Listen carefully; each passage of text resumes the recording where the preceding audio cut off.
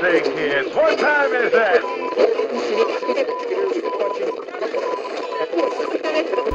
Hey, it's Edson at GeekTime TV, here for part 2 video of Marvel and DC comics suck.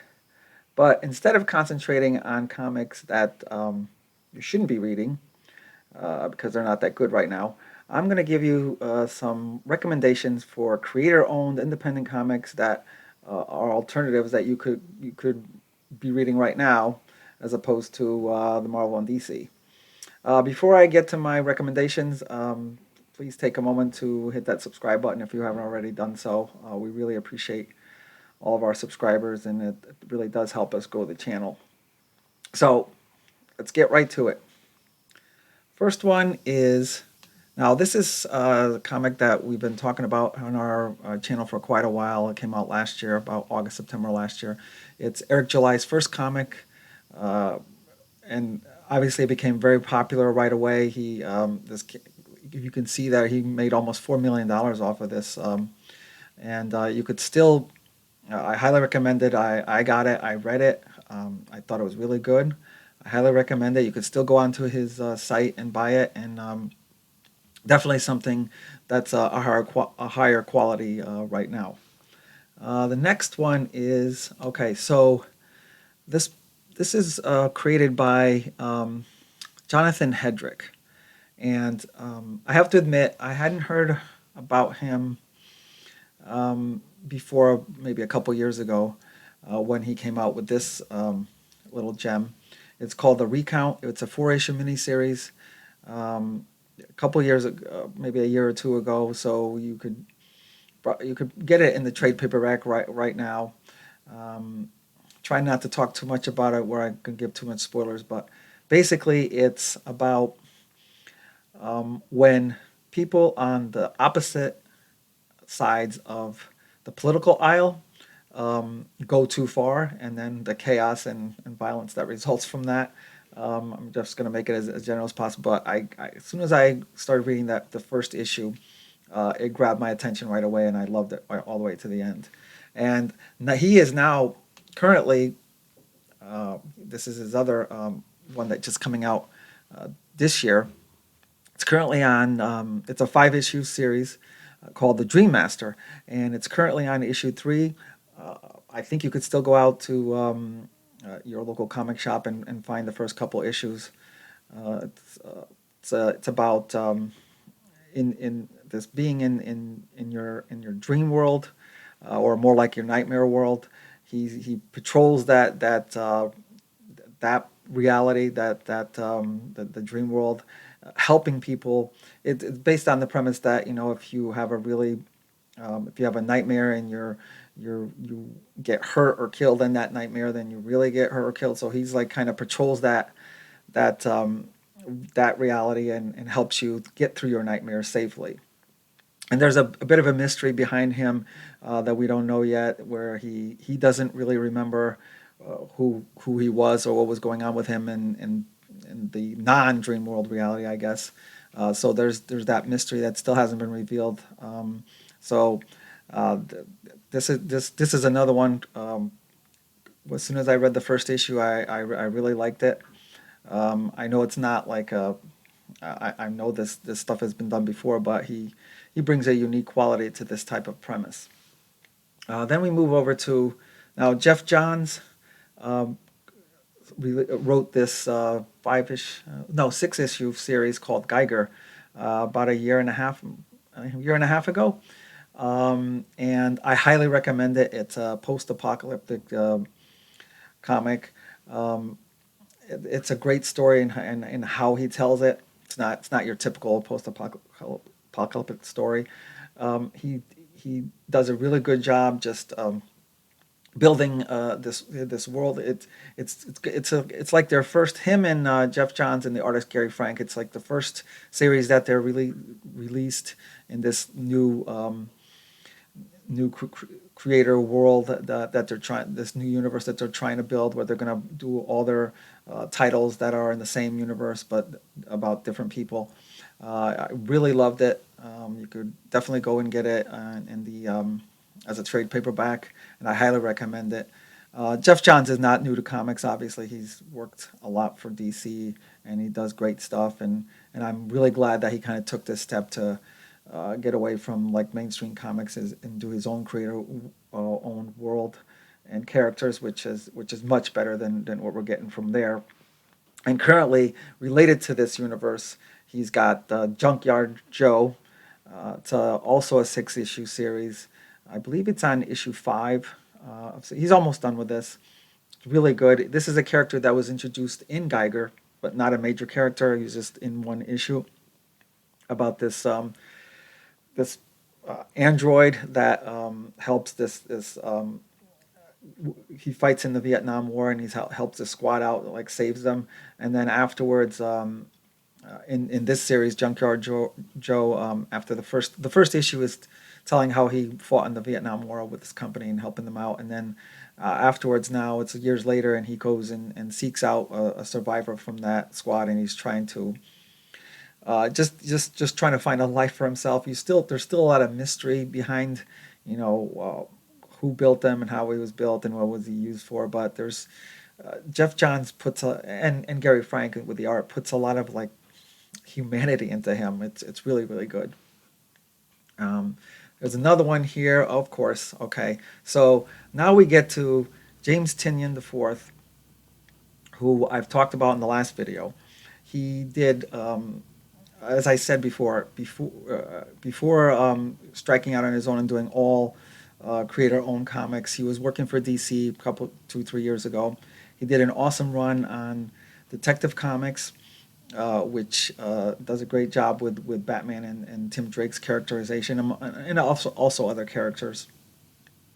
I consider James Tynion IV, as of right now, kind of the king of creator-owned titles, because he keeps putting them out, and they all seem to be big hits.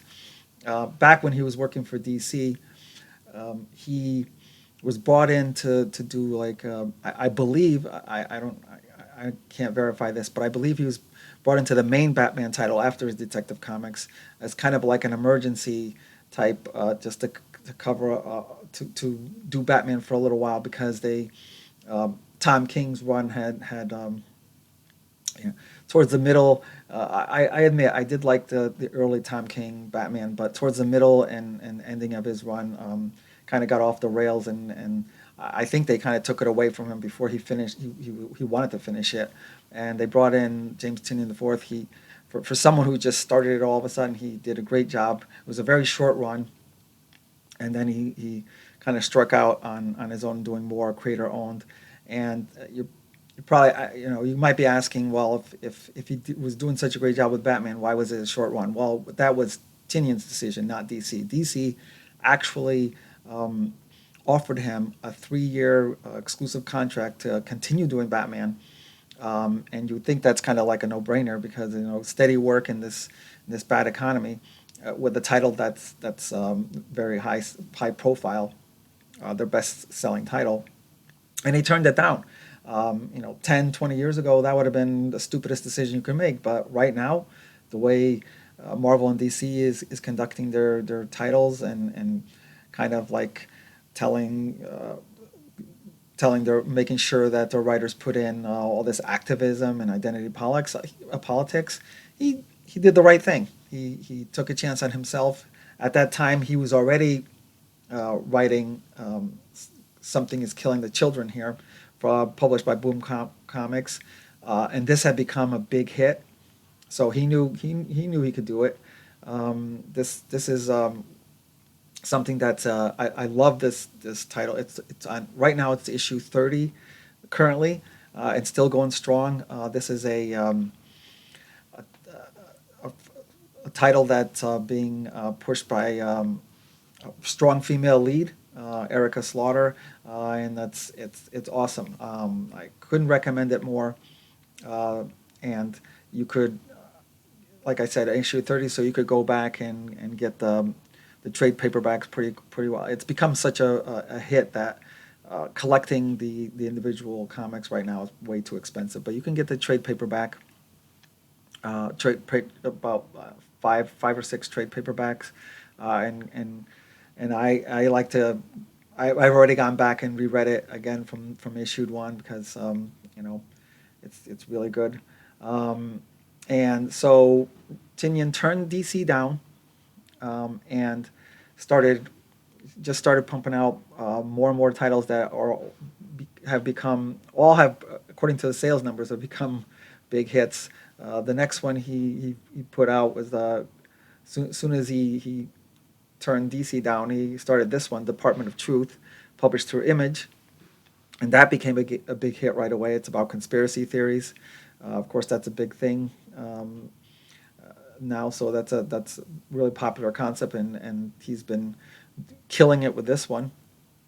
And then he also has done. He just completed a 12-issue series called The Nice House on the Lake, published through DC. It's not DC's property; it's his own property, but he did publish it through them. Probably his way of saying, well, I turned you down, but here you go. Now I can publish this limited series title with you as a way to like kind of give him something. And again, became an instant hit. He also not just this February, last month, his first #1 issue of Blue Book. This is a 5-issue miniseries that's about real life accounts, based on real life accounts of alien abduction, also very popular in society. And the first issue came out just a few weeks ago. Uh, Instantly became a bestseller. He This was something that he originally published digitally through his Substack account, and now is starting to. It's going through Dark Horse Comics now, putting it out on print, which is great for people like me who love to read it in book form. So I'm finally able to read this, and finally, this is more like a preview, and I'm very excited about this. This will be coming out in April, so probably a couple weeks to a month. And I wanted to bring this up because I wanted to give people plenty of time to go out to the local comic shops, let them know, please reserve a copy for me, because if this becomes an instant hit, you might not be able to get it just if you wait. This is World TR33, kind of a weird title, but I believe it stands for World Tree 33. And I'm going to read a little bit about it and why I'm so excited about this. World Tree 33 #1, written by James Tynion with art by Fernando Blanco and Jordi Belair. And let's see, all the different covers. There's covers A through F here. Let's see. In 1999, Gabriel and his friends discovered the Undernet, a secret architecture to the internet. They charted their exploration on a message board called World TR33. Then they lost control. Someone broke into World TR33, someone who welcomed the violent hold the Undernet had on them. At great personal cost, Gabriel and the others thought they sealed the Undernet away for good. Here's some kind of like the art for this. They were wrong, and now they will know the meaning of PH34R. So that's going to be the big villain for this, someone called PH34R. Now, this is not something about,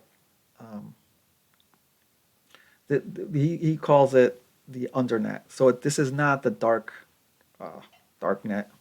That's something where you can just get it through just a regular internet, but through another browser, and you have questionable activities going on there. I get it, but this is not about that. This is something new. This is an original concept by him called the Undernet. It's part of the architecture of the internet. It's not. What I was trying to say, it's not about the dark web. I realize that there's a lot of things that go in the dark web that are kind of like crime-ridden and questionable activities, but this is not what this is. This is more original than that. This is called the Undernet. And then the next major horror outing from multiple Eisner Award-winning writer James Tynion, along with Eisner-winning colorist Jordi Belair and Fernando Blanco. And here is an image of this villain, PH-34R. The art looks really good.